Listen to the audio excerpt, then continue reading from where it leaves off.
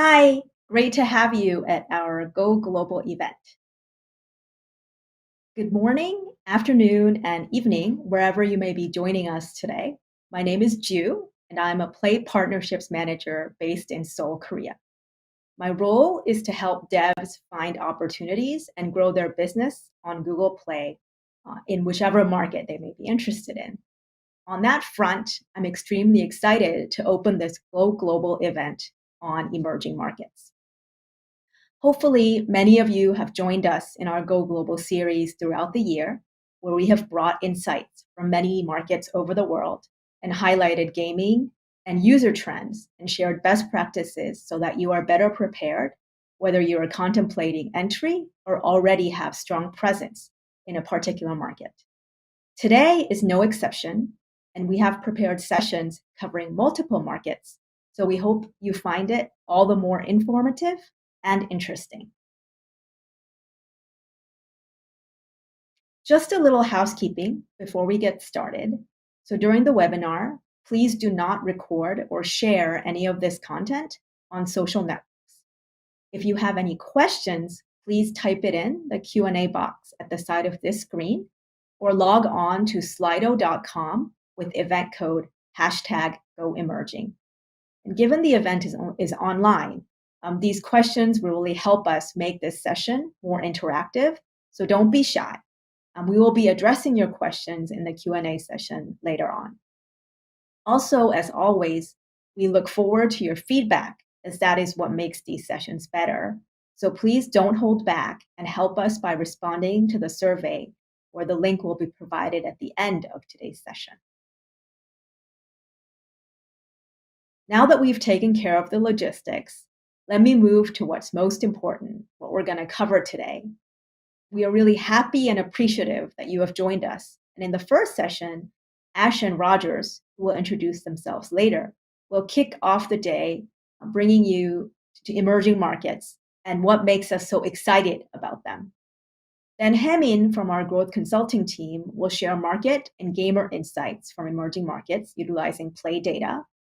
And then our product colleague will talk about Play's efforts to accelerate your expansion into these markets. Nimrod will speak about approaches to win in these markets. And in the emerging markets import discussion, we plan to go a bit deeper, asking our import specialists to address general questions that have been commonly raised before. And then finally, we will address the questions you have left throughout today in the Q&A session. So please feel free to ask anything that you have been curious about in the box on the side, or go to slido.com #GoEmerging. Okay, I've spoken a lot, but without further ado, let me hand it over to Ash, who will start our introduction to emerging markets. It's all yours, Ash. Hi, everyone, and thanks, Ju, for the introduction, and thank you all for taking the time to join today's session. My name's Ash, and I'm a Partnerships Manager at Google Play. More specifically, I lead Google Play's Go India and Southeast Asia programs, helping developers like yourself grow your business in those markets. I'm really excited to get this chance to share more about what we're seeing in emerging markets with all of you. So let's get started. If there's one thing we want you to take away from today's webinar, it is that emerging markets have, well, emerged for gaming. They are no longer some opportunity for the distant future. You can and should have a big business there today. Emerging markets is also where most of your growth for our industry will come from for the next 5 to 10 years. That is a really big shift, and one that is going to have a massive impact on all of your businesses, but also on gaming as a whole in the years to come. Today, we will explain why we're so bullish on emerging markets, and also what you should do about this opportunity. Emerging markets encompasses 68% of the world's population, and that's not counting China as an emerging market. If we counted China, the number would be 86%. Now, what do I mean when I say emerging markets? We typically think of countries with relatively low GDP per capita. In Asia, this is countries like India, Indonesia, Thailand. It includes all of Africa, a number of countries in the Middle East, and Central and Eastern Europe, and finally, also all of Latin America.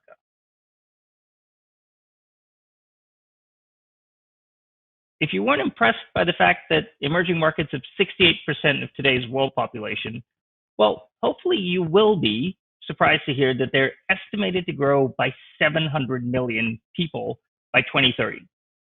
That is 94% of the world's population growth between 2020 and 2030. For all intents and purposes, that's all the growth.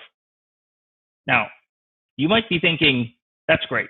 I really want to reach these, 6 billion potential users that are going to be in emerging markets by 2030.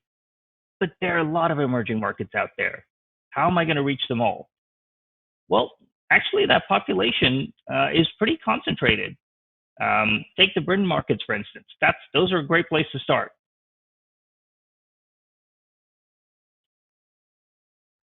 Now, more people are great, but I'm sure some of you are thinking those people need smartphones to be able to play games. And you'd be right about that. But you also don't need to worry about that.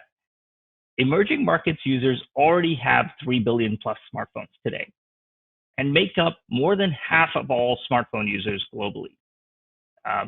Here we will see the scales tip further in favor of emerging markets even faster, with emerging markets moving up to 4.5 billion devices by just 2025. And that's 75% of the growth between now and then. Again, those devices are pretty concentrated. If we pick just the top 25 countries, you would have 2.5 times as many devices as are in all the mature countries put together.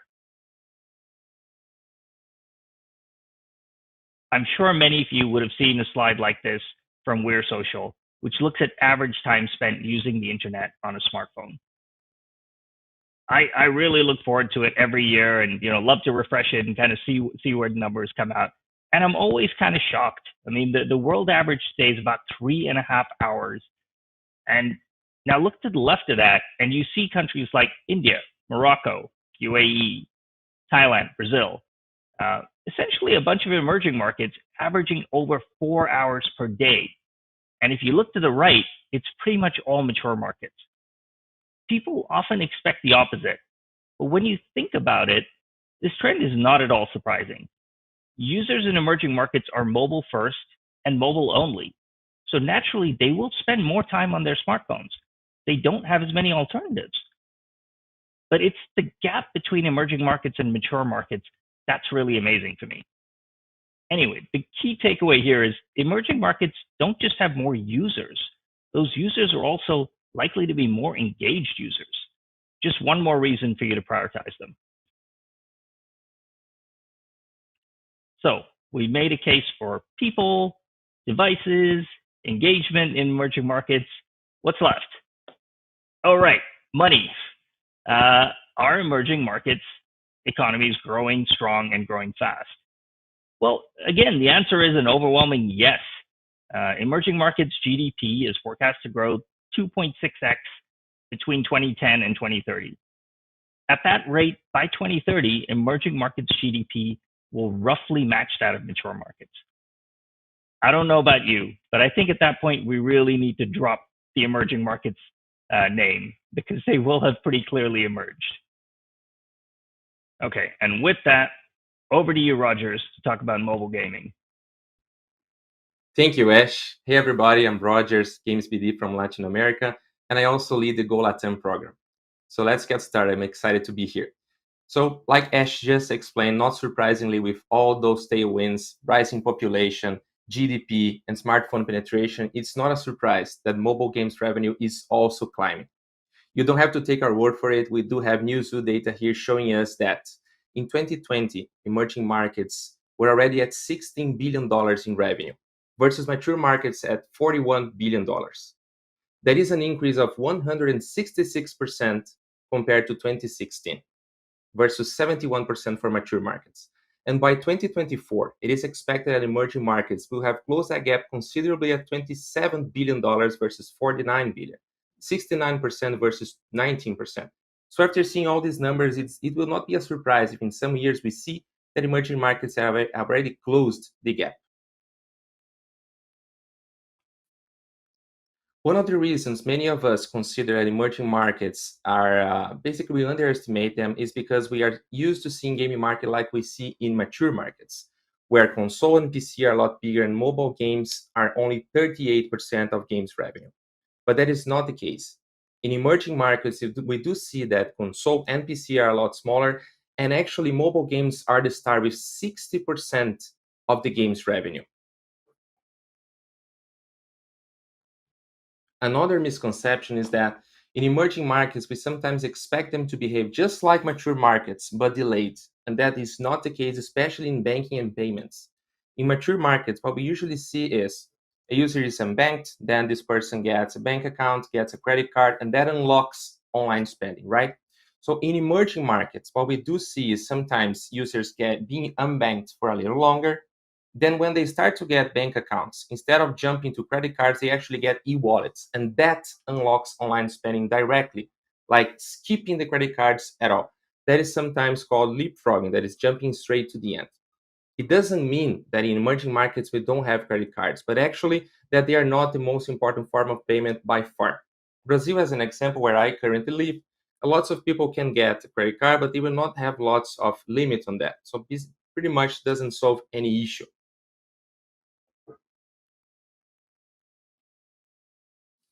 We're now going to take a look at some supposed bottlenecks and why they are actually not bottlenecks, or at least getting a lot better. They are not as severe as they were in the past. So first, emerging market users have low-end devices. Basically, it is true that lots of users are going to save money when buying devices, which means devices are going to be cheaper, but not necessarily that handicap in terms of performance. In Latin America, most devices are going to have more or equal to 2 gigabytes of RAM, and in markets like Southeast Asia, virtually all devices have that. Connectivity is challenging and expensive in emerging markets. It's true in Africa for sure, and in many emerging markets, users are going to try and save data because it can be expensive. But it's not true for every single market as well. Markets like India have the lowest data cost and highest mobile data consumption in the world. Next one, emerging markets users won't pay for digital content. And this is actually not true. Emerging markets now drive the majority of buyers in play globally, and we do know that the majority of new paying users come from emerging markets every day. It is proven that the users are going to spend in gaming IAP. Next one, pay-to-win games cannot do well in emerging markets.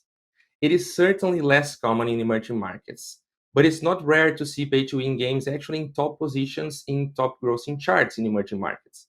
What is important is that those games provide a good experience for users that don't spend or spend less. Next one, it is too expensive to localize the game for all those markets. And yeah, localization can be expensive, but it's getting cheaper every single day. And text localization is actually cheap if you consider it. Even in games like RPGs that are content heavy, have lots of text, and sometimes even have voiceovers, it is okay to start with localized subtitles because, of course, voiceovers are going to be expensive and more difficult, but subtitles are totally fine. And the next one, can't work with local services and partners due to language barrier. Of course, if you do know how to speak the local language, that is going to be a plus because everybody is going to be able to talk to you. But it is very common, and pretty much every market is going to have agencies and intermediaries to help you in English and sometimes even other languages. So this is not as big as an issue as it was in the past. And with that, allow me to introduce you to Haiming Ji, growth consultant in Google Play. Thank you, Rogers and Ash, for handing the presentation over to me. We'll start my presentation now. Hi, everyone. My name is Hemit, and I'm a growth consultant from Google Play's growth consulting team. As a growth consultant, my team and I work with games developers and provide relevant data insights and consultations to ensure success of the developers. I'll share some data insights about emerging markets today and their gamers through the lens of Google Play data.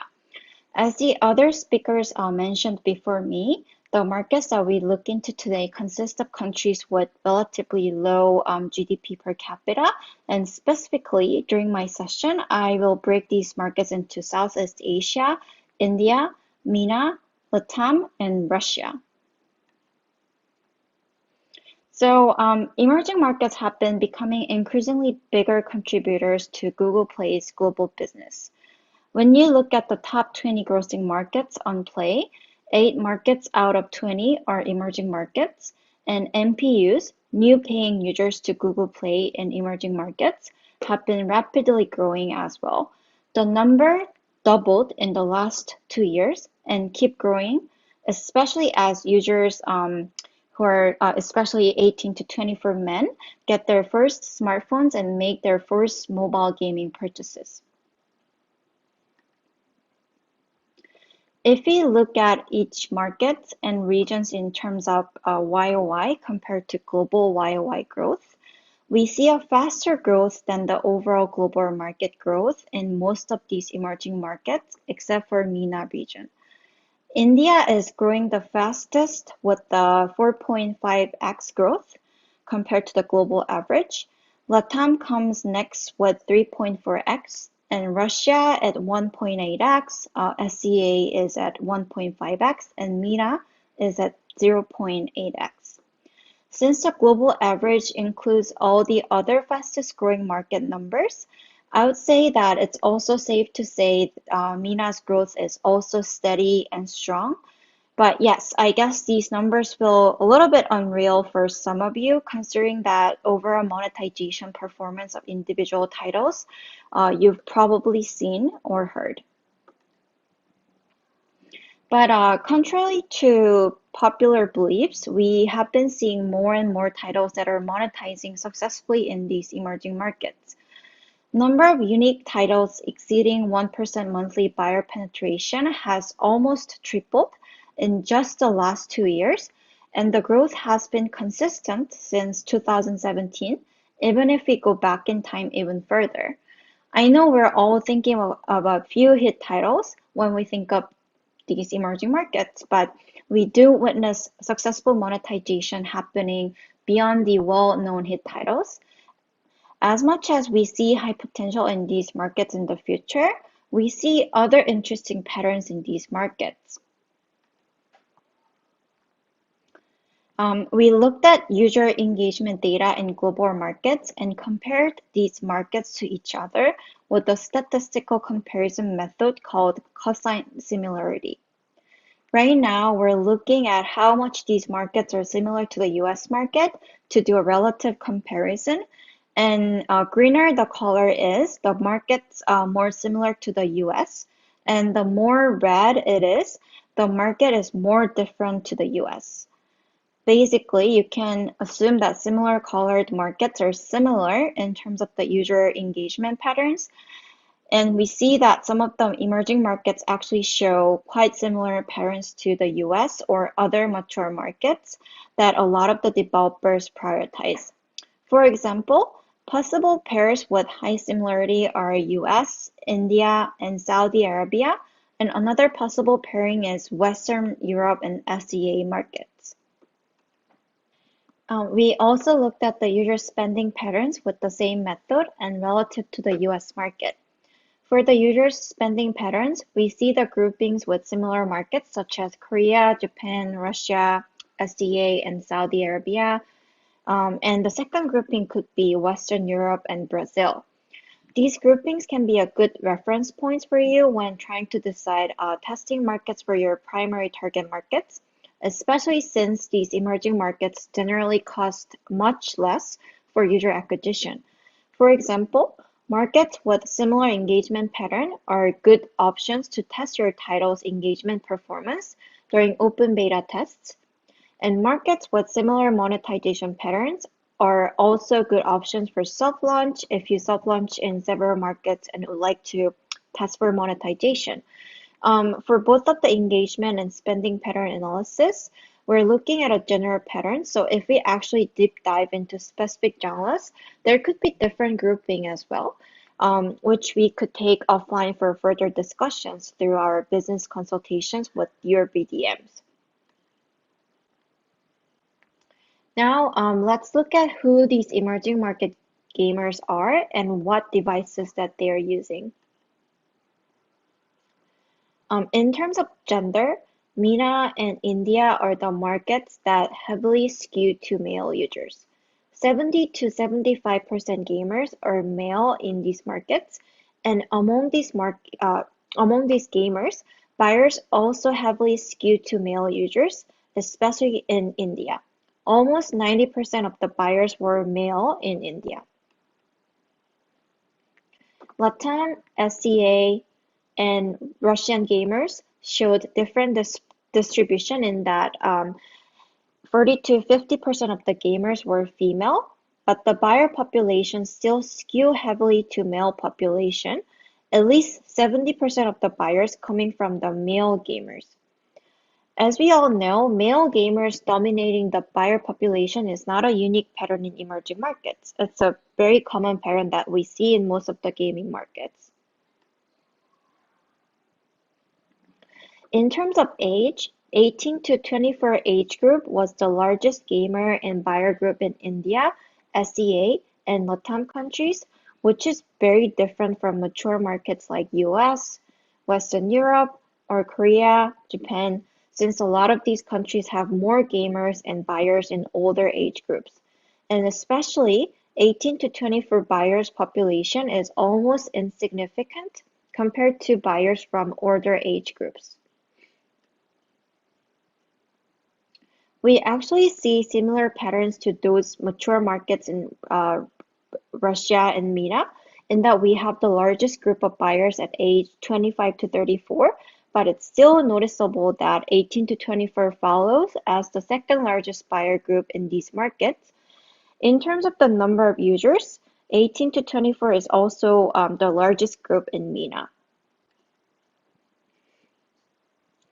Now, let's quickly look at what kind of devices our emerging markets users are using.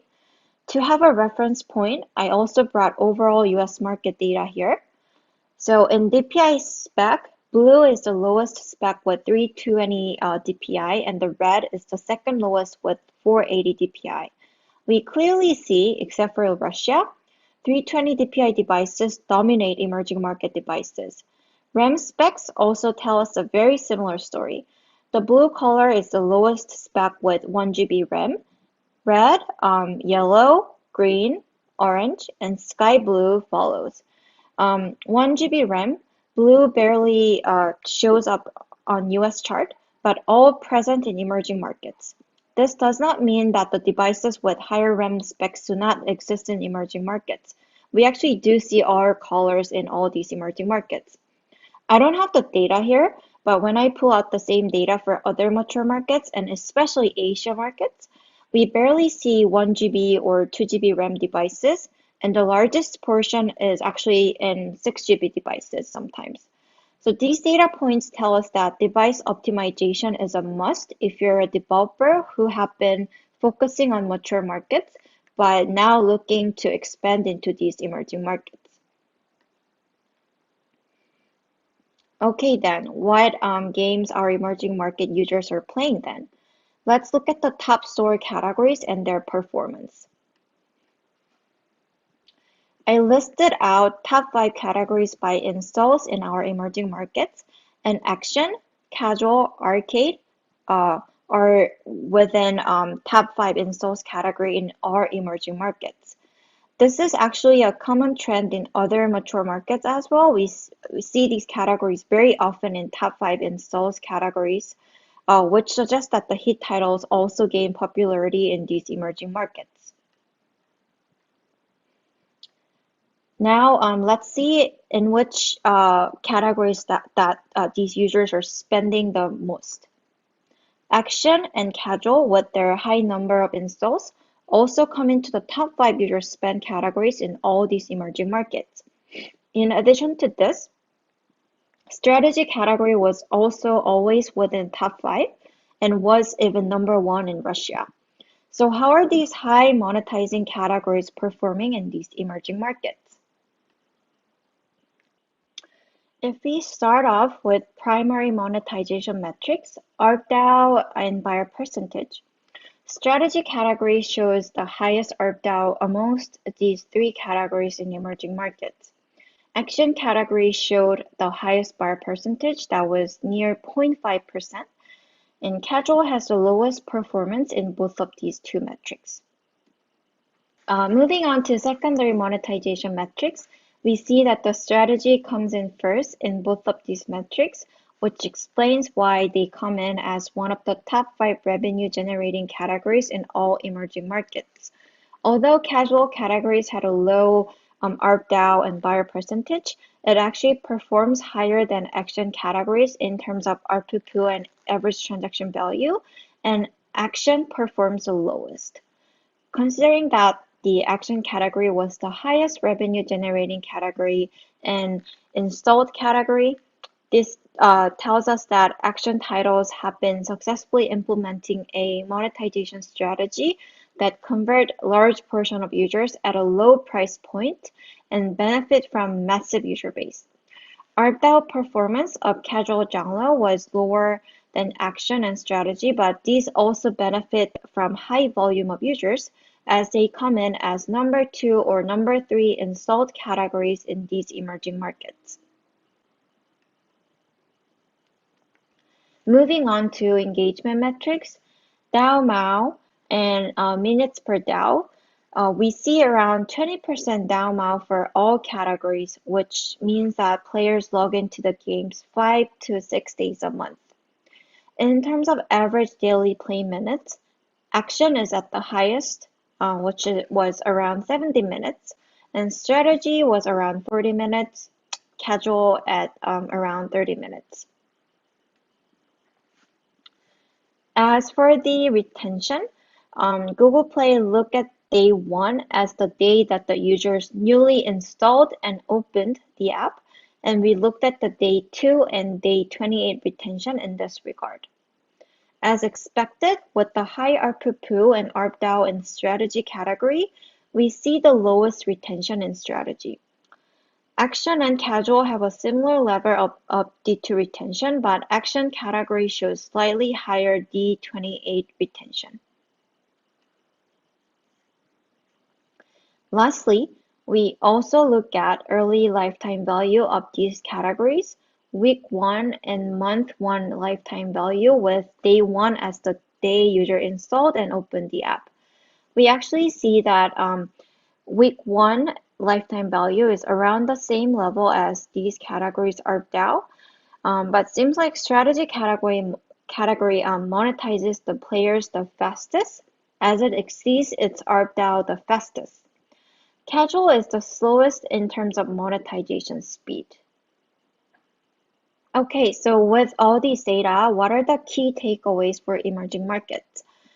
We saw high potential in investing in emerging markets future with their fast growth, and especially as the largest gamer group, 18 to 24 age group, get their first smartphones and make their first mobile gaming purchases. As for the opportunity that are present right now, these markets are also good options for cheaper testings as we observe the similarities between the emerging markets and mature markets and identified similar market groupings. Secondly, yes, currently we all know very well that per user monetization is well behind mature markets, but as we witness that number of titles successfully monetizing in these markets have consistently growing, games investing in localized strategy and tech optimization can close the gap through high volume of users. We specifically saw this in action and casual titles through performance benchmark data.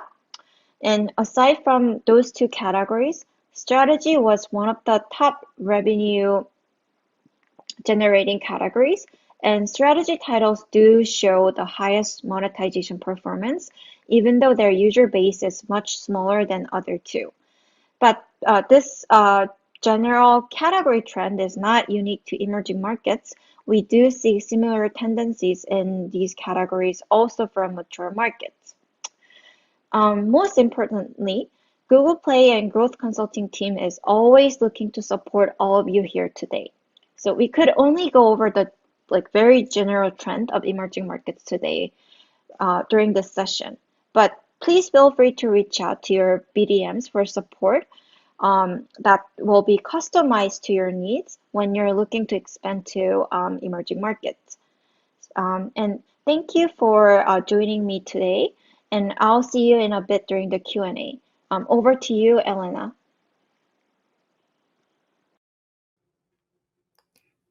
Thanks, Haiming, for sharing the emerging market landscape insights. My name's Elena Chen, and I'm a product manager working on Google Play. I've helped scale Google Play's loyalty program, Google Play Points, to 5 continents and hundreds of participating developers to date. Emerging market has always been a key pillar of Google Play's strategy. Today, I'm going to take you through some exciting recent investments of Play in emerging markets, including onboarding many new forms of payments, launching a new product called prepaid plans, and expanding Play Points into emerging markets.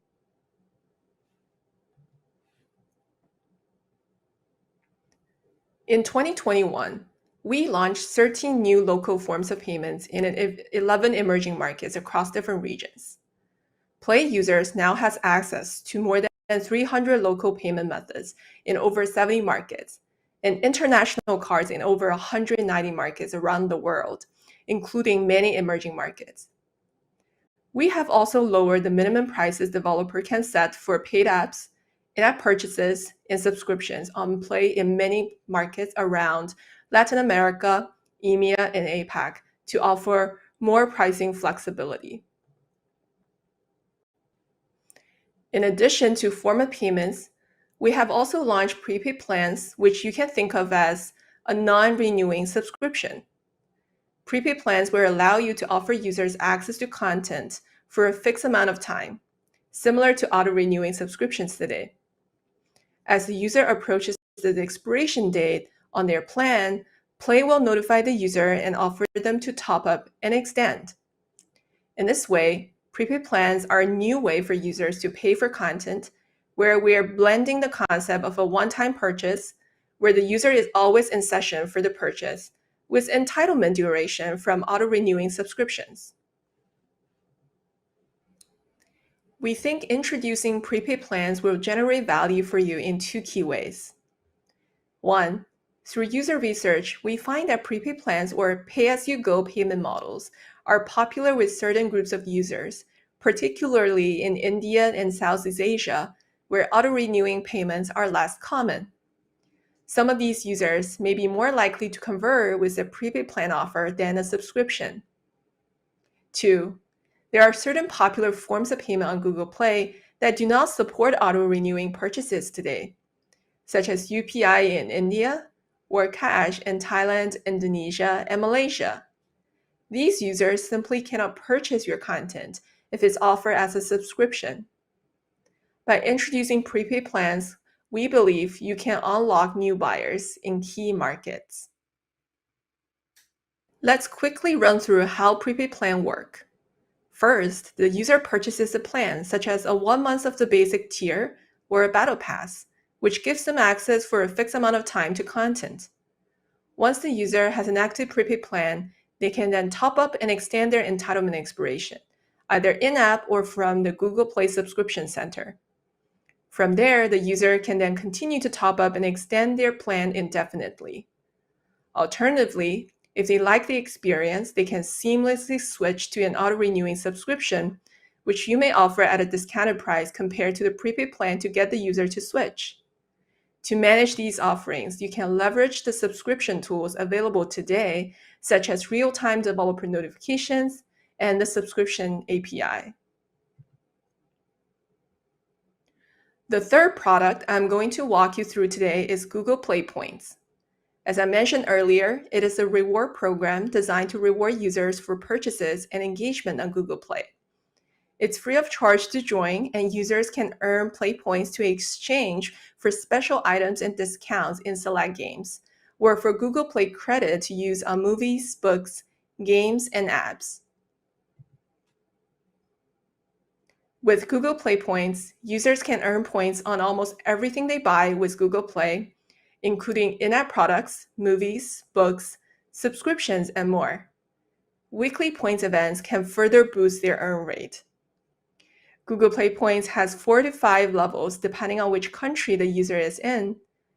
Users' levels are determined by how many points they have collected, and higher levels will offer perks like weekly prices. We have partnered with select developers to onboard high-quality content so that users can exchange points for special in-app products like characters, gems, and more. Users can also use Play Points for Google Play credit. Play Points was first launched in 2018 as a reward program designed for high spenders. Afterwards, we launched another 6 waves of market expansion to a total of 27 markets across APAC, North America, and EMEA. We believe emerging markets are our next biggest opportunity with a fast-growing mobile gaming population. Starting from Q4 2021, we will expand our program to Indonesia and other emerging markets. In emerging markets, we will introduce a program designed with local users in mind, including customized tiers, more engagement features, and localized visual and copy. When we first launched the program 3 years ago, we hypothesized that we would be able to add value to developers in 3 different ways. Number 1, access to highly qualified users. Number 2, reduction of churn of your high spenders. Number 3, increase of revenue from Google Play. The great news is that the program has shown an ability to create sustainable business impact across geos. Today, for many developers, over 50% of their game spend comes from PlayPoints members. We look forward to partnering with more developers like you to build the best experience for our users. Next, I'll be introducing you to Nimrod, who will talk you through on how to win in emerging markets. Over to you, Nimrod. Thank you so much, Elena. So my name is Nimrod, a difficult name to pronounce, I know. I'm based in Israel, in the city of Tel Aviv, and I work with game developers such as yourself, and helping some developers to penetrate the Middle East and Turkey region. In the next few minutes, we will talk about how to win in emerging markets. I will share some best practices that are relevant for emerging markets, and I'll also share some thoughts around pricing in these markets specifically. I'd like to share with you a few of the best practices we collected here at Google Play from our experience working with developers expanding into new markets, specifically into emerging markets. So the obvious first point is to translate the game and the store listing into the local language. Yes, in some markets you can find success with the English version of the game, but in most markets it won't be relevant for the users. So it's not easy, it's sometimes difficult, it can be pricey, but the impact will be huge. Now the next point is around tailoring the live ops to the market local seasonality and holidays, like Carnival in Brazil or Ramadan in the Middle East and Southeast Asia. It can be from special content in the game that is around the holiday or the season. It can be limited time characters, and of course, having sales in the game. This can attract more users to install the app, increase the engagement of the current users, and increase sales. Now, another great way to build a strong local presence is to have special items and characters in the game. Now, not just around seasonality, it can be like something that you'll have throughout the year. Now, this is highly appreciated by the players. We have some examples, we have some examples in MENA when we see historical figures being introduced into the game. And this is highly, highly appreciated by the local players. Now, let's touch pricing for a second. Now, pricing is one of the biggest questions, one of the biggest challenges that you might have when going into a new market. But when you go into emerging markets, you have to understand the local purchase power of the people and adjust it accordingly. Now, this is why we have in most of the emerging markets sub-dollar pricing that will allow you to price different items or packs even below $1. Although it might feel too low, it will actually allow you to convert much more players into first-time payers. This is something that we will also touch in the next slide. Now, in terms of partnering with local partners, this is something that can have a really big impact. Here at Google Play, we work with local payment partners like e-wallets or gift cards resellers, and also telco companies where we have direct carrier billing. Many of them would be extremely happy to amplify your ongoing sales. For example, we do quite a lot of this work around Ramadan in the Middle East. And they will also be happy to support major game launches across their websites, social media, and even doing co-marketing. Now, another important best practice is to engage with your users in their local language. It can be in the customer support, replying to concerns of the users. It can be replying to reviews in the store listing, sorry, or even social media. This is actually becoming even more relevant as next month in November, we're actually going to move to market-based rating in the store, and replying to reviews can actually improve your rating as some users can update their rating based on your response. Now, local device optimization is the key. I really can't stress this enough. In emerging markets, you'll find a wide range of low to medium-end Android devices. Some are even unique only to this specific market. For example, in India, this is quite common. Now, you have to make sure that your game runs smoothly on these devices. Now, sometimes it can be a large number of devices. Now, another thing to pay attention to is the user experience, as some languages can be somewhat challenging when localizing and translating to. For example, Arabic is written from right to left, and you actually have to flip the entire UI, which can be tricky sometimes. Now, making sure you have a high quality experience in the game and in your chosen market is a key for your success. Now, the last thing is highly recommended: having a local office and presence.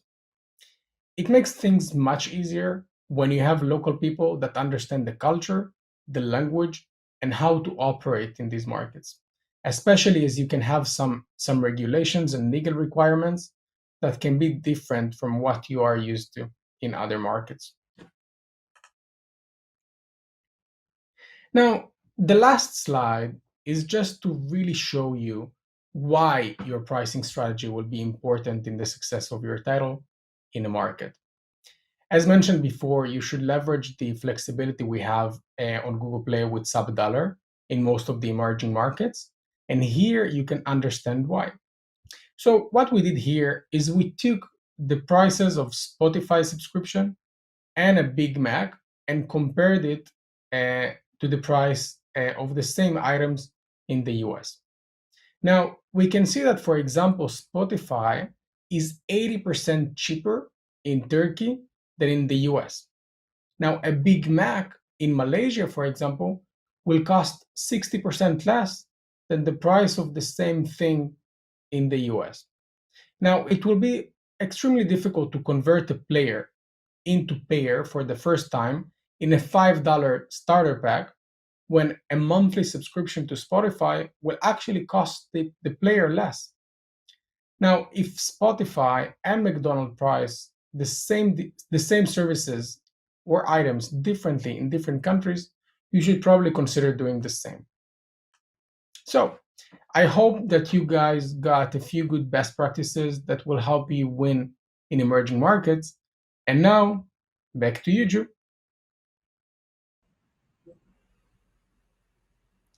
Thanks, Nimrod. It's me again, back to facilitate today's panel. We just shared about winning in emerging markets and thought it would be great to hear from our import specialists on the front lines to get some deeper insights regarding expansion into these regions. Basically, I will be asking questions to our panelists, and they will be sharing thoughts about different topics. Please feel free to add your own questions to Slido if this session inspires you to do so. So without further ado, nice to have Ash, Rogers, and Nimrod back with us.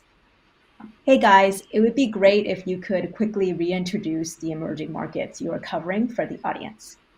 So Ash, you want to start it off? Sure. Hi, Drew. So I cover India and Southeast Asia. Great, thanks. Nimrod? Hey, Drew. I cover the Middle East and Turkey. Great. And Rogers? Hello, Drew. I'm representing Latin America. Great. So we have these wonderful regions covered. So I'll start off with the first question. So for some emerging markets, we frequently see a new breakthrough genre being the catalyst in driving the overall growth of the entire gaming market. Should devs focus on capturing opportunity in that genre, or should they try for a genre that is blue or ocean? And Rogers, can you kick us off with this one? Certainly, yes. And this is an amazing question. It is true that in any given moment, one genre is going to be leading in engagement and monetization. For Latin America, right now, that would be action games and was preceded by strategy. If it was up to me, I would stick with using that as a data point, because what we know works best is making the games that our company know how to do great and having a great go-to-market strategy as well. It is a fact that many different people will want to play different games at any given moment. And in fact, the number 2 genre in Latin America right now is casual. It is a big contrast from the first one that is action. So basically, companies that are doing casual games in Latin America are also doing great. If your company has a strong suit in creating action games too, so go for it. But if it's not the case, don't sweat too much and just keep making great games. Thanks. Ash? Yeah, 100% agree with Rogers' points. Play to your strengths. India is a bit like Latin America in that today all the consumer spend is really in action. Does that mean that there are no RPGs in the top 10 grossing mean there never will be? Of course not. At some point, a title will come along and make that breakthrough. Maybe it's from someone on this webinar today. These markets are evolving fast. They'll look very different and more diverse in a few years' time.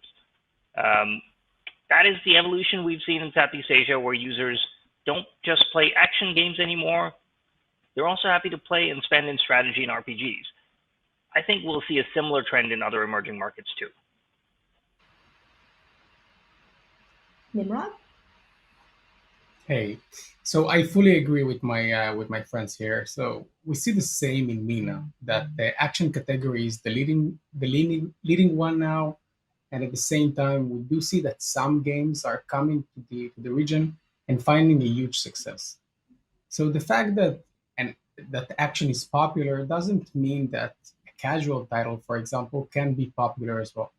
You can also see it as an opportunity, as an untapped category, if you want, where you can actually have a major impact.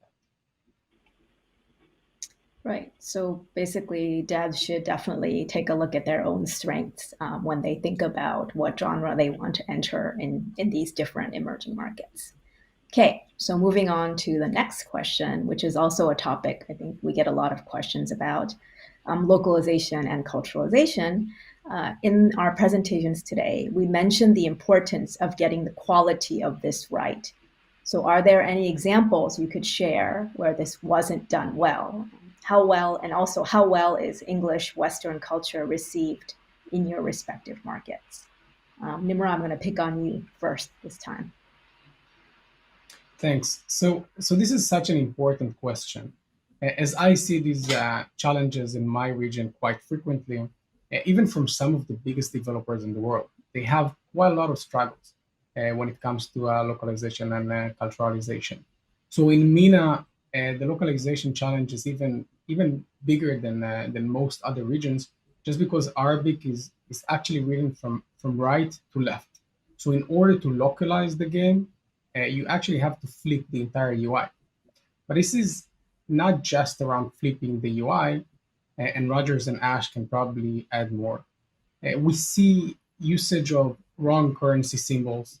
We sometimes see direct translations from English to Arabic or to Turkish that doesn't make any sense in the local language.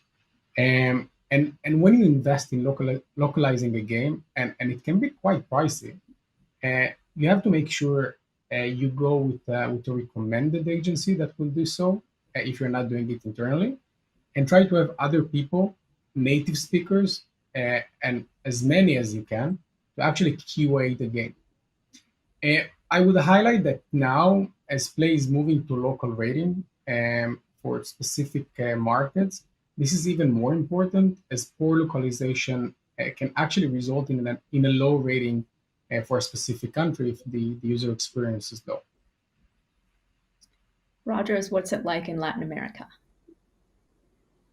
Well, in Latin America, things are certainly simpler than in MENA because two languages cover pretty much all the region. However, I must say, we do see really common mistakes still being made, like using Portuguese in the region or Spanish from Spain. And English literacy is less than 5%, so you really can't rely on it alone. All right. Ash, tips for India, Southeast Asia? So in India, you can get by with English today. It is starting to change, though, and you will need Hindi in a few years' time. SEA, on the other hand, is much more complicated. You need Thai, Bahasa, and Vietnamese. Those three languages are absolutely critical. Southeast Asia languages are thankfully left to right, but other than that, totally agree with all of the points that Nimrod and Rogers made. Right. So it seems like for emerging markets, when you pay attention to localization, there are specific sort of tactics that you should consider for the particular region that you are looking at. Another area that our devs think about a lot are using IPs in games. So are there types of IPs that are received better or worse than others in your regions? Ash? Yeah, great question, Ju. So let me start with India since it's much simpler. Indians are not familiar with IPs from China, Japan, or Korea. I don't want to say they won't accept these IPs because honestly, they just don't know. They don't know IPs like Pokemon or BTS or Three Kingdoms. On the other hand, they love Indian IPs and Western IPs. Some examples of Indian IPs, would be Carom, Ludo, and Teen Patti. These are very popular local board and card games, all of which have now become super successful mobile games. But it's not just Indian IPs, though. Despite the thriving local movie industry in India, the highest grossing movie in India in history is Avengers Endgame. And even the success of games like Free Fire and PUBG Mobile or BGMI also speak to Indians' acceptance of Western-looking IPs. Southeast Asia, on the other hand, is much more receptive to all IPs, in particular IPs from China, Japan, and Korea. Many Southeast Asian countries also have a legacy of PC gaming, and that means there's a lot more familiarity with PC gaming IPs as well. Great. Nimrod, what's it like in MENA? First of all, I just want to say that Ludo is actually really big in MENA right now. But besides that, similar to India, many people are not familiar with the IPs coming from APAC, mostly like the ones like the Chinese, Korean, or Japanese ones. Sometimes we do see an IP which is known. For example, the Japanese title Captain Tsubasa by K-Lab is actually known as Captain Majid in the region. and it's really popular. Besides that, Western IPs are known and are popular across the MENA region. Great, thanks. Rogers? Well, in LATAM, there is a high rate of acceptance of IPs from both Western and Eastern markets, at least the most popular ones. I should say that associating with IPs is probably less important than in other regions. It's not a requirement at all, but certainly well received for both game storyline or just specific events. Yep. So from our import experts, we see that IPs can definitely help, but you should definitely check out, when you decide on the region that you're entering, how the IPs are received in these different emerging markets. Okay, so now we'll move on to sort of question about live ops. The importance of live ops events catered towards local holidays was also emphasized today. What are the specific ones we should be looking out for in your regions? And are there any examples of this executed well? Let's start with Mina, Nimrod. For sure. So, of course, Ramadan is the main one celebrated across the Muslim world. So, MENA, Turkey, and some countries in APAC, like Malaysia and Indonesia. And Ramadan is a month-long holiday, and it is usually the highest in revenue as people are spending more time at home. Now, throughout the month, we do see developers running many sales and special activities within the game itself, like limited time characters or themes. I would also highlight that you should avoid showing food and beverages during the month of Ramadan, as people will fast during the day and will eat only during the night. So just like be sensitive. Besides that, another big holiday is Eid al-Adha. This time it's just 3 days festival, nothing too long, which is mostly around the theme of giving and helping people in need. So we do see developers doing a lot of offline activities as well on top of the special live ops, and they will support charities and leveraging that with their PR. Now, as Muslim holidays are based on the lunar calendar, this is different each year. This year specifically, Ramadan is in April and Eid is in July. Besides the Muslim ones, I would say that Western holidays like Halloween or New Year are relevant as well, and this will be relevant in most markets. I would say like probably the only one which is a bit different is Saudi, which is a bit more sensitive, I would say. Okay, got it. What's it like, Rogers, for Latin America? Well, the biggest regional holiday in Brazil is Carnival, and it's very well known, happens around February or March, varies a little bit every year. Many people prefer to actually stay at home instead of partying and just relaxing and playing. So that is a good one. Still in Brazil, Festa Junina, June's party, is a big festivity and it's not widely used by game companies so far. This year, Garena with Free Fire did a very nice event for Festa Junina and they did prioritize Brazil, which was a very smart move. In Mexico, people celebrate Day of the Dead instead of Halloween, and they happen at the same time. Other than those, just to drive sales, I would stick to common strong retail dates like Black Friday, which sometimes people save for a whole month just in order to spend in that specific day expecting discounts, myself included. Okay, thanks for the tip. Ash? Gosh, India has hundreds of festivals, but there are two key holidays that I recommend everyone focus on, which are Holi, which is the Festival of Colors, and it's earlier in the year, March or April, and Diwali, Festival of Lights, that's later in the year, October or November. The dates vary a little year by year. On the Southeast Asia side, I'd say there's three. There's Lunar New Year, earlier in the year, January or February. And then in Thailand specifically, you've got Songkran around April, and Indonesia, Malaysia, Ramadan, as Nimrod already talked about. We actually published a post on Medium with some great executions of each of these. I really liked what 8 Ball Pool had done for Holi and Diwali in India.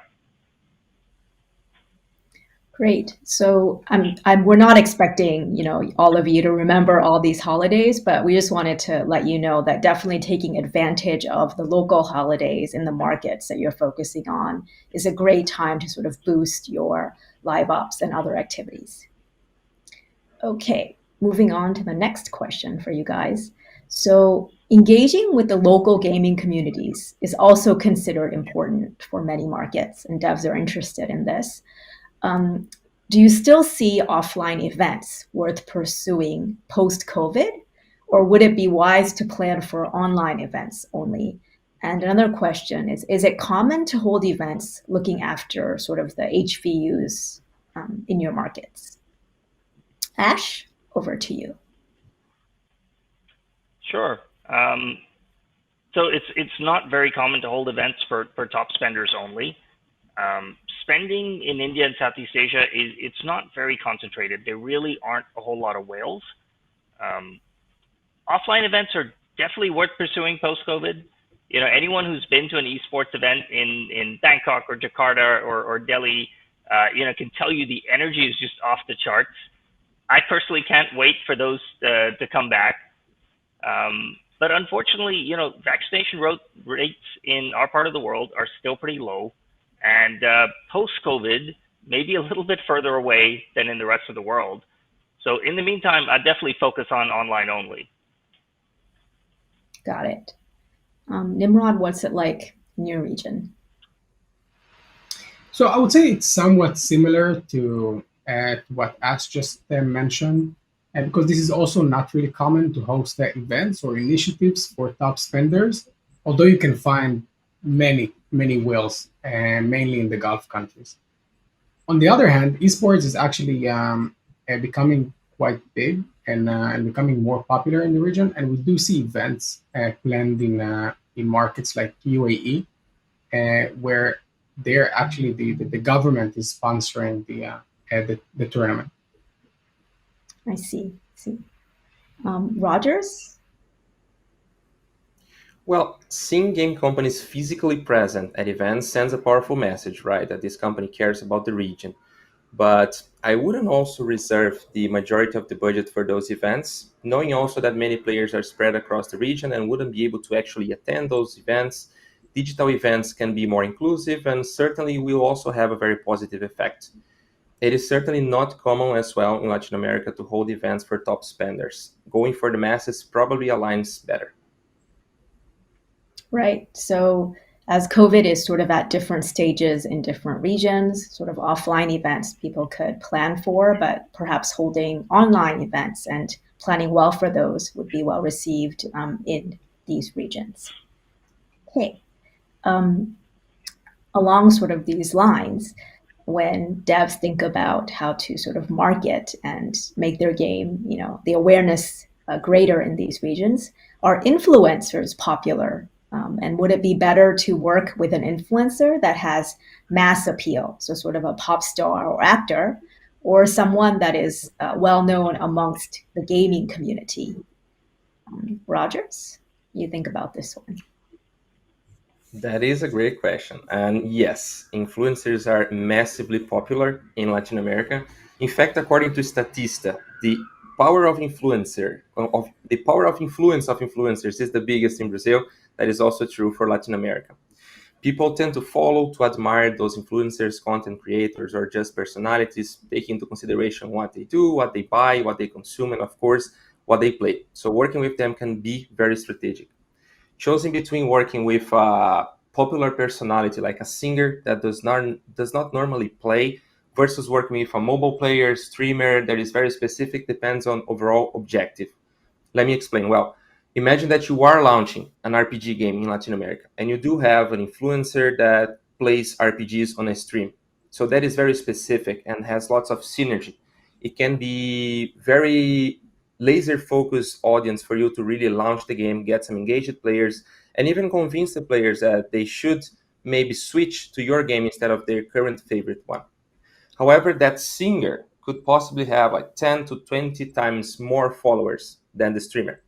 So just spreading the word, generating visibility and awareness of your game can also work really well there, attracting huge crowds and curious players to your game.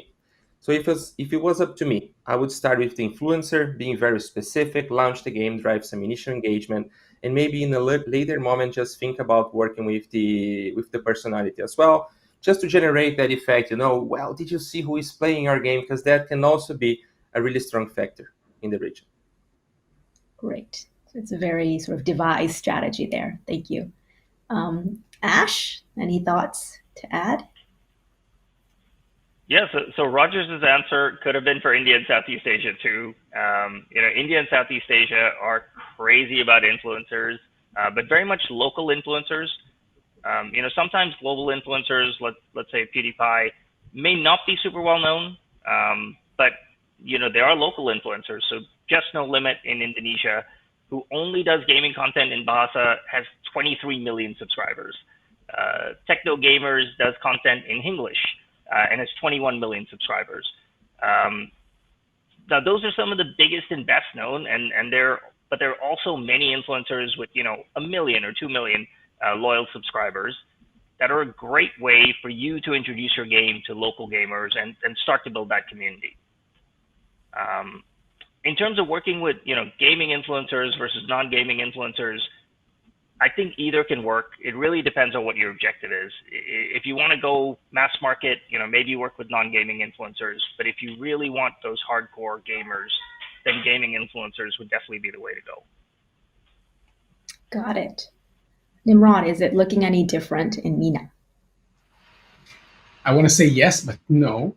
It's so no surprise. The influencer marketing is big in the Middle East, and actually it's getting bigger all the time, especially in the last year and a half, I would say. We see both local and international developers working with local influencers, to improve their marketing efforts. In some cases, of local developers, up to 50% of their marketing budget in the region is spent on influencers marketing, sometimes even more. We see that gaming influencers are highly popular, and some of them are known across the region. Mainly the ones coming from the biggest countries, like Saudi, or the wealthier countries like UAE, and these influencers can really build a strong reputation for a game, especially if it's a new one. And at the same time, we can also see local celebrities that are popular as influencers and not as gamers, and they can support the marketing efforts. And many of them are known across the entire region. Great. So with influencers, basically the first is to think about what your objective is, and then based on that, you can decide whether you want to go with a more mass appeal influencer or someone that is more well-known and has influence amongst gamers. Okay, this question, I think, is one where we talked about a lot during our session today, including what sort of Google Play is also preparing in these areas. But the question is, lowering payment hurdles and localized pricing was discussed. Could you speak a little bit more about how this works and the benefits in your markets? So Ash, let me hand it over to you first. Yeah, thanks, Stu. I love talking about this topic. Yes, getting users to spend in games has been a big bottleneck in emerging markets. There are a number of reasons this bottleneck exists. Number one, many users, can't pay. That is, they don't have a form of payment that's accepted on Play. And, that's really Play's problem to fix. And I hope, a lot of the folks on this call agree. We've done a lot here in the last 3 or so years. I'm not going to try and say the issue is solved. It's not. And we've got to keep investing here for sure. But then there's also the second reason why this bottleneck exists. And that's really when, users can pay, but choose not to because they don't see value. And this one is, I'd say much more in the hands of the developer. And I think this is a situation, many developers find themselves in. where the user needs to spend, $10 or even $30 in the game just to get into it, just to make a single transaction. And then developers see no one from emerging markets is buying, and their assumption is that users in emerging markets just don't spend on games, or they don't have money. But that's just not true. We've seen these two very successful emerging market specific strategies. The first being sub-dollar pricing, basically taking your existing SKUs, 100 gems at $1 and chopping it up into smaller units, 40 gems for 50 cents. And that really helps to, unlock users who have less disposable cash. And the second one is localized pricing. That's taking the same 100 gem for $1 SKU and selling it for 60 cents in emerging markets, because emerging markets users have relatively lower purchasing power. I think we all know these strategies carry risks of arbitrage or player backlash, so they shouldn't be embarked on lightly.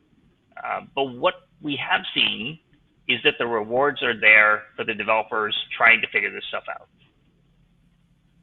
Great. Thanks for the thorough explanation. Imrad, I'm sure you have a strong answer as well. Up to you. I can speak about pricing for hours. So if you have the time, I'm here to stay. So from my experience, we see different types of pricing strategies from our developers. So one is that the game pricing is global.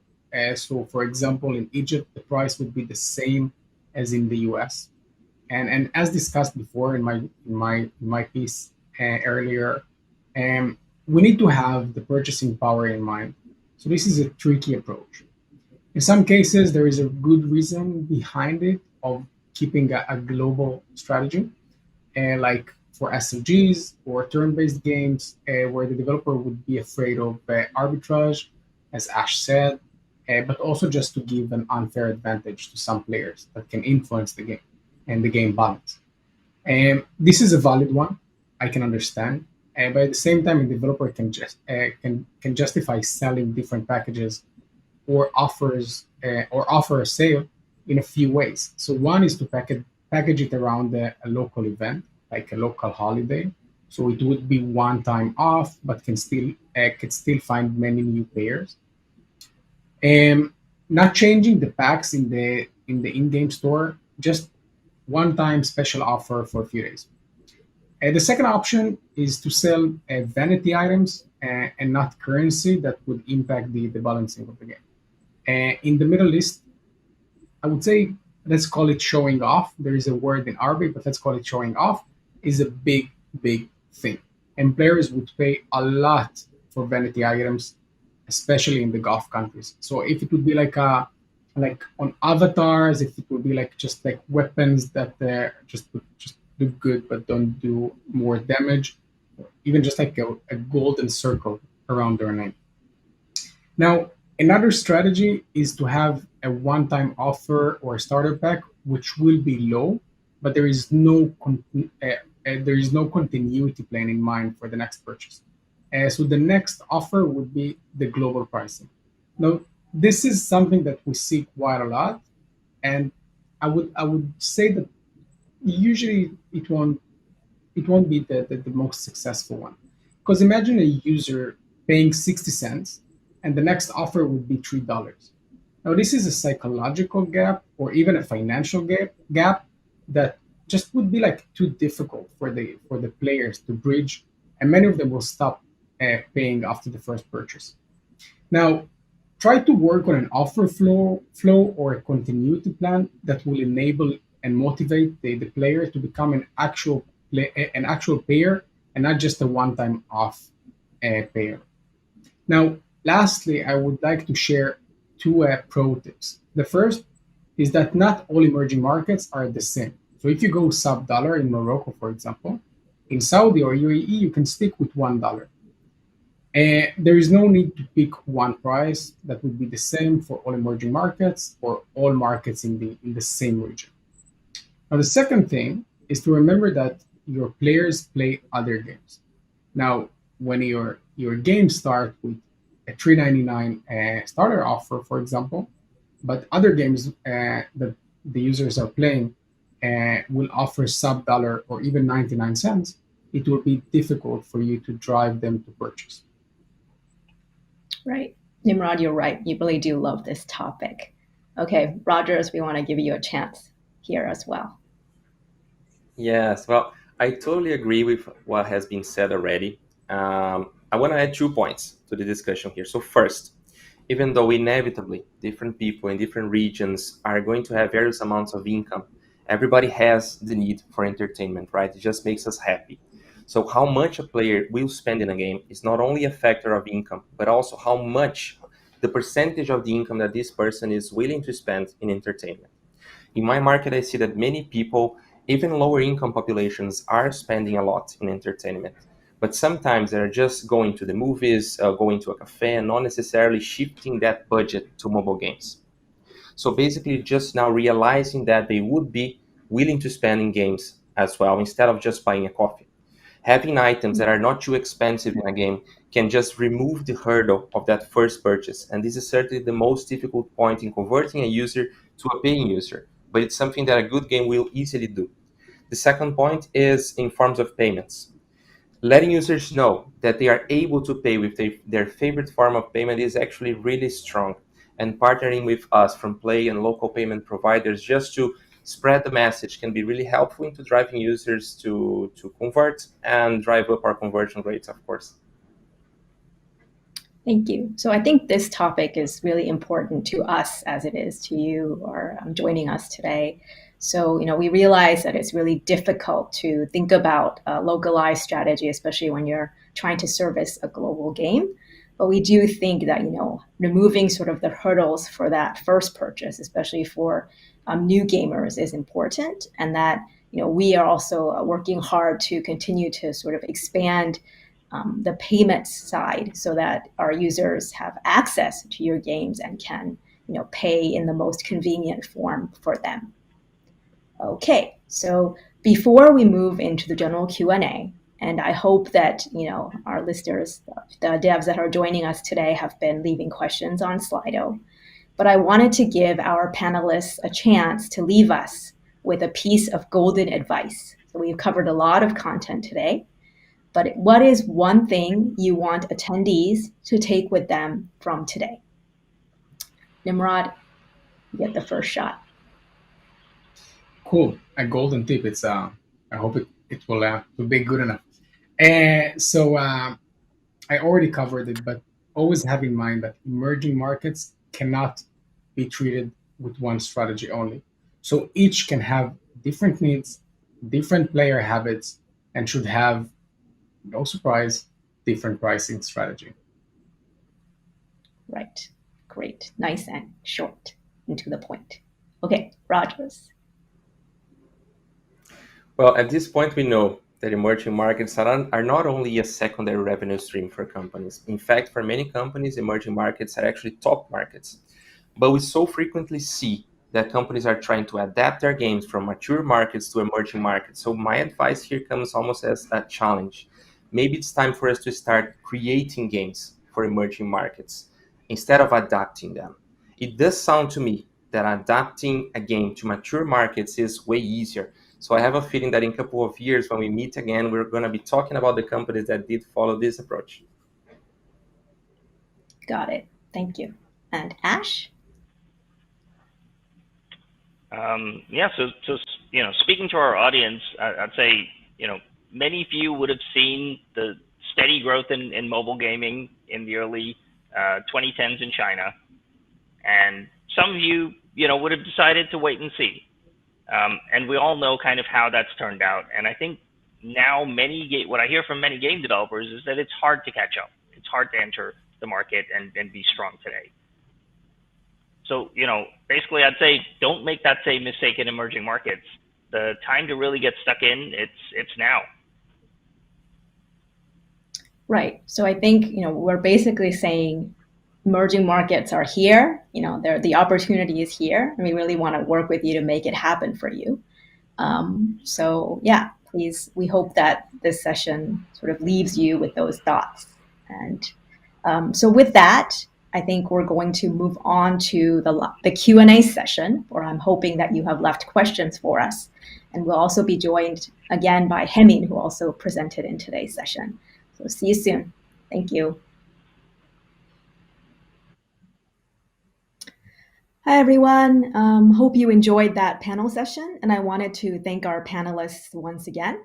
And now for the anticipated Q&A session, let me bring back those that joined us today. So Rogers, Ash, Hemin, and Nimrod are back with us. Normally, I would say, please leave more questions on Slido, but we are very excited at the enthusiasm you've been given us. So actually, I can just honestly say that we will not be able to answer all your questions in the time that we have allotted. So apologies beforehand, but we really appreciate your interest. So in the interest of time, let me go to the questions. Okay.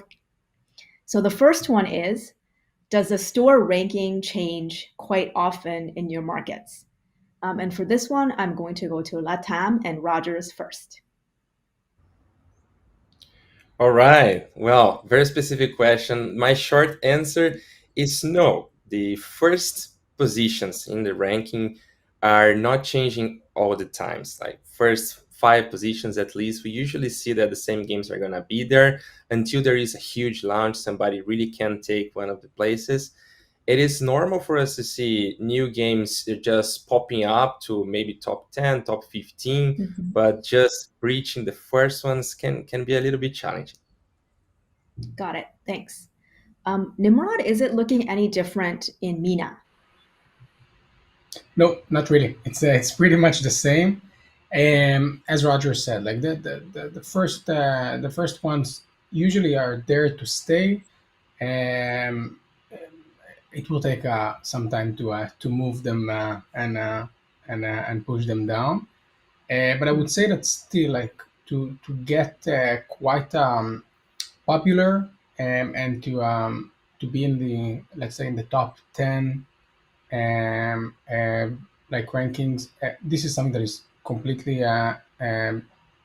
like you are able to do it if the game is popular, and especially if you see like a lot of installs in a short time. Got it. Okay, thank you. We're going to move on to the next question.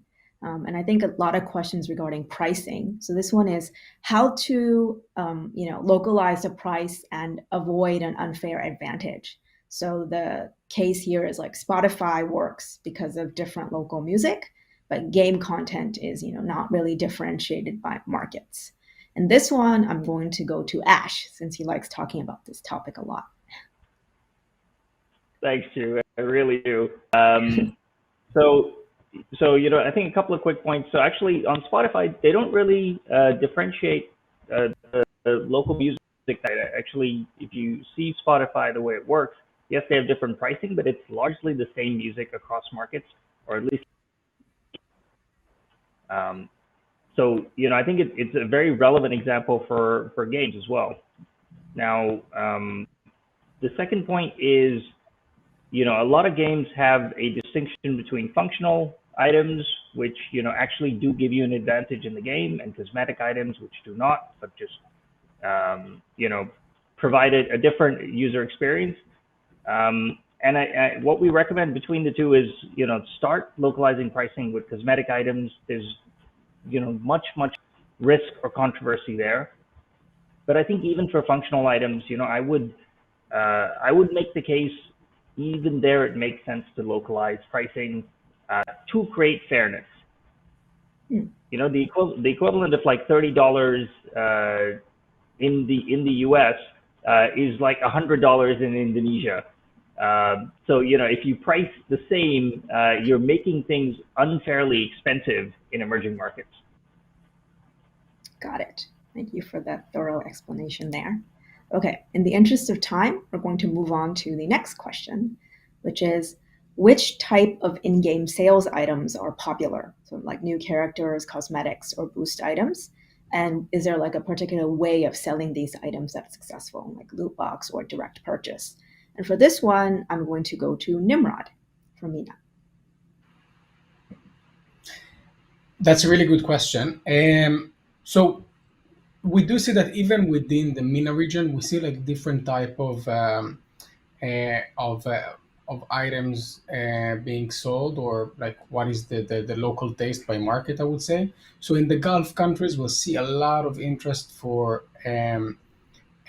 let's say vanity items, the ones that you can show off, brag with, the ones that will just others will see that you have more money to spend in the game. And with the other markets, the ones that are more with like low monetized ones, like Egypt and Morocco and so on, we'll see more progression. And the user will spend more on anything that will help them progress in the game. Overall, in terms of what is successful, so we do see like live ops being like really popular, like just pushing like in specific timings or around like around like specific like market events, holidays, and so on. And of course, like starter packs when we're making them appealing enough for the users based on the market, but also direct purchases. Like this is still like we have like let's say popular packs will be like the ones that will be like a combination of like different items, in like including like vanity items and something that will help them progress. Got it. Thanks. Okay, moving on to the next question. Today's discussion mentioned, many gamers in emerging markets are first-time gamers on mobile. So, is there a big sort of core gaming segment in emerging markets as well? This one, I'm going to go to Rogers. Yes, well, actually, the most important point is that we do see lots of mobile first gamers instead of necessarily first time gamers on mobile. We do also see, at least in Latin America, big core gaming segment and a hardcore gaming segment. People do really take gaming really seriously. I wouldn't be too worried about just classifying or segmenting the players based on that fact. Just bear in mind that sometimes people will only play mobile games. Got it. Okay, and maybe the next question, and this is a very broad question, I think. So I'm going to ask the folks to answer, to interpret it however they want, but like anything to be aware of when publishing across these markets. So maybe, for the different emerging markets, what, the devs should be careful about. And this one, I think I'm going to go to Ash first. Very broad question. Yeah, very, very broad question indeed. I'm going to interpret this as almost like what not to do. And I would say for India, Southeast Asia, the biggest thing to look out for is, don't launch a game that is going to be unstable on local devices, because you will get a ton of one-star reviews, and that will sink your global ratings down as well. So, make sure that the game, works well on local devices. Okay, thanks. Hamid, from like your growth consulting experiences, are there any tips you might have for devs that are sort of looking in to these regions? Yeah, I guess there are a lot of things that you could consider different markets, but I guess one thing that I see from a growth consulting perspective is that I guess as I was talking just now, we see like wide range of devices in these markets, and I see like a lot of developers like struggling a little bit to do like talk optimizations and stuff. So yeah, it would be it would be important to consider those audiences in mind when you publish across these markets. Okay, great. Thank you. All right, next question is directly addressed to the person who's going to answer it. So Nimrod, since you did the session on best practices and to win in emerging markets, of the ones you shared, what are the top 3 you suggest our partners should adopt? I'm flattered that someone asked directly. question to me. So localization first, both for the game and for the store listing, for sure. This is extremely important in really in almost all of these markets that we cover today. The second thing is pricing, of course. Make it easy. Really, don't take it. Don't see it as we said. Don't see your pricing as a global strategy. Try to tailor it for your own. For the different markets and regions. And then the last one I would say, like, probably live ops. It's really important to try and really like interact with the players around the things that matters to them and speak to them around their public holidays and so on. Great, thank you. Next question, I think, is also going to go to Nimrod and Rogers. So for influencers in MENA and LATAM, are influencers willing to work with games? And will it be easy to find a good partnership with a medium-sized influencer? So I'll go to Rogers first in LATAM, and then we'll switch over to Nimrod. Thanks for asking this. The answer is a big yes. The influencers are looking forward to working with game developers in promoting their games, in partnering with them. And it will probably be actually very easy to find good partnerships. But some things are important to be said. The first thing is it's not necessary that you focus on the biggest influencers in the market. It's usually more effective that you work with more than one influencer, even if they are smaller, just because you get more granularity in your strategy, which is usually a really good way to go. And those influencers may be ferociously looking forward to companies to work with, and sometimes not even necessarily just getting paid directly, but providing good content for them, like pre-releases or specific content for them to actually generate more videos, can also be really powerful. I would suggest that when you do this, you try to look for an agency or a partner that can connect you to those influencers, just so you can get better English relationship with somebody. And this is being done by pretty much all major companies entering Latam right now. Got it. And MENA, Nimrod, any suggestions? So Rogers already covered the important stuff, and it's pretty much the same here. So first of all, yes, like influencers and celebrities do work with games. We see it more and more. It's actually becoming more popular. This year is really, it's booming, and more than that, it's even having IPs for influencers or for celebrities. Actually seeing like games in development right now for around influencers. I would say that yes, they are open. As Roger said, like, try to work with an agency. This is always easier for you as a developer to spot these developers. But on top of it, and this is something that I see for developers coming from the MENA region, but also globally, we see more and more developers having a team of people working only on influencers, just like really like searching for the right ones, searching even for the niche ones. Forget about even medium sized niche ones that all of a sudden can really drive significant revenue because they have an extremely loyal viewers. Got it. Thank you. Okay, next question is, I think, from our product session today. So can you share more examples of when you recommend trying prepaid plans? And I'm going to tackle this one and then ask Rogers to sort of supplement. So basically, the prepaid plan concept is for these emerging markets because users may not be used or may not sort of have the willingness to be able to have, pay the equal amount every month and have that sort of already locked down. And then the second is that their payment option may not allow them to actually do subscriptions. So I think the first use case is if in your game you are providing, you have a subscription-based model, then definitely for emerging markets, a prepaid plan would be something that you could consider. Or if you have sort of recurring seasons or events or like a season pass type, then that would be another example where you could try using the prepaid plan. Okay, and then I think for LATAM, Rogers has some more context. So let me give it to him. Yeah, I completely agree with your answer, Ju.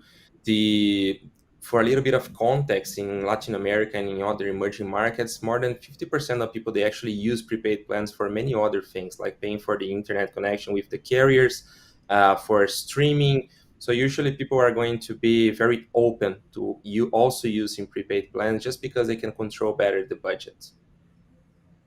Right. Okay, hope that suffices for that question. The next question I think is a little bit tougher. So this one is sort of going the other direction. So how well does a game made or optimized for emerging markets convert to a Western or a more mature market audience? And since this one's tough, I'm going to go to Ash and sort of pick his brain on this one. Okay. Thanks, Drew. Yes, this is tough. So, I think there's what I want to say, and what I want to say is it should work very well because, given that the game already runs on a huge variety of devices, which is needed to work in emerging markets, it should translate and be successful in with a Western audience. But truthfully, we haven't seen a lot of games make this transition. And one example kind of comes to mind, which is Free Fire, which I think everyone feels is a game really very well optimized for emerging markets. And many of the developers would have heard recently they've launched a higher spec game called Free Fire Max just a couple of weeks ago. So I think even they're sort of acknowledging that their game built for emerging markets doesn't translate so well as is, and maybe there's need for a higher spec version to go after the tier 1 or Western markets. Kind of the reverse of the light strategy. Like we used to get these light games a few years ago to access emerging markets. Maybe you need to do the reverse. Great, thanks, Ash. And maybe we also go to Nimrod for his opinion as well. So, to be fair, like I haven't seen too many games that are like for the MENA region being popular outside of the region. But what we do see is that because the games are in Arabic or in Turkish, they're highly popular by the people speaking the language but living in Western markets.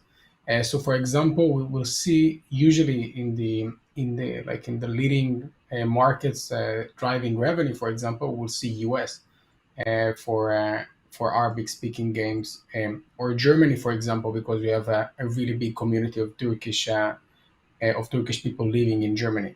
So even if it's still localized, it can still find a lot of players outside of the region. Got it. Thank you. All right. I know that we have not been able to get to a lot of questions, and again, we apologize for that, but this will be the last question that we can take today. The question is, what is the most popular game type for users between 25 to 35? Do they like competing against or cooperating with other users, or collecting stuff, or others? So I'm going to go to Rogers first. And I think this is the bulk of the user population, especially in emerging markets who are relatively younger. So Rogers, any thoughts for this question? Yes, that is correct. The bulk of the population is around these age buckets. And starting with genres, the most popular ones are going to be action and strategy for this age here. The answer to the kind of game I'm going to say is actually a mix of both cooperating and competing. In our market research, we also saw that the people are very competitive. They like to play against, but in group. So if you have any sort of game, a good example of this is actually Battle Royale, in which you do have a team, but you do compete fiercely with other teams. This, at least in Latin America, is the one that is the most popular right now. Great.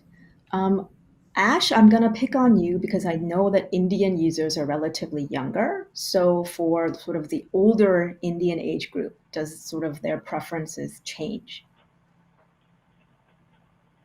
Yeah, good question. I don't think we've seen much evidence of that. Similar to what Rogers just said about Latin America, I think, Battle Royale is the biggest genre in India. Users love to team up and then compete. So it's kind of, even in this 25 to 35, I think that's still the dominant preference. Got it. Okay. All right. I think this ends sort of the Q&A session. And again, we really appreciate the enthusiasm and sort of the interest that you have for our emerging markets. Okay. So now I'm going to sort of close out the day. I wanted to sort of give a huge thank to the co-presenters and those that participated today. So we're joining from all different time zones, and also greatly appreciate you for taking the time from your day to join us. So as always, we really love to hear feedback, and we do take your comments very seriously and use them to improve our approach. So it will only take 2 minutes to fill out the form, where you'll see the link in a little bit. And also, we stress the importance of localization and culturalization today. And there's an opportunity for you to nominate your title for localization review in the feedback form, where you would specify the language that you'd want to be reviewed. And if your title is selected, we will conduct the review and then get a report back to you. Also, we have good news that we've been recording today's session, and we'll be posting it on the Go Global Hub, which is where you're viewing this now. And you can share it with your colleagues or rewatch segments of it if you missed anything. Okay, and you're probably wondering what's the next Go Global event.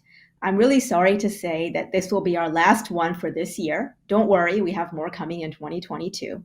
And we'll be sending out, not surprisingly, surveys again in November to collect feedback about the general, our plans. And then we'll announce sort of the 2022 plans again at this site where you are. And in 2022, we are expecting to still stay digital, but we'll review the sort of COVID situations in the different markets, and then hopefully we'll be able to see you offline and in person soon. Okay, thanks for your attention and partnership, and we're going to sign off now. Hope you all have a great morning, day, evening, wherever you may be. Take care and see you soon. Bye-bye.